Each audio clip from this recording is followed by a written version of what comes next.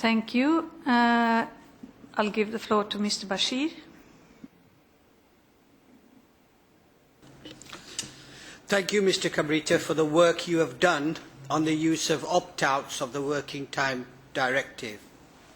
I must say that the findings of your report do not come as a shock to myself and the members of my group. From its inception, it has been clear that this is not an area where legislation at a European level is viable, practical, or wanted by the member states.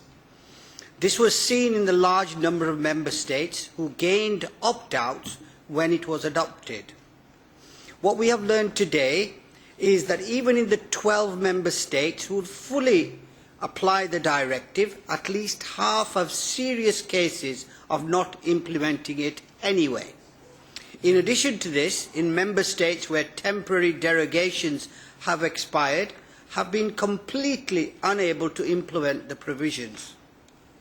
In Austria, where no opt-outs are used, workers are not happy with their working conditions.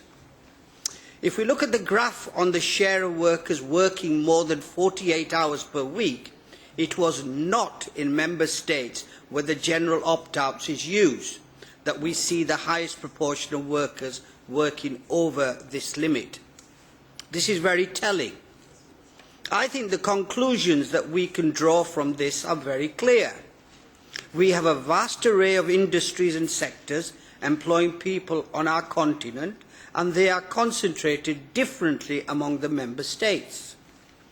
The difficulties we saw in the adoption and now the implementation of this badly thought out directive clearly shows us that a one-size-all approach is not viable.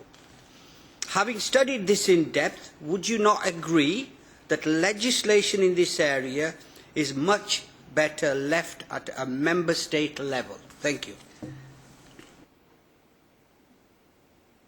Mr. Martin.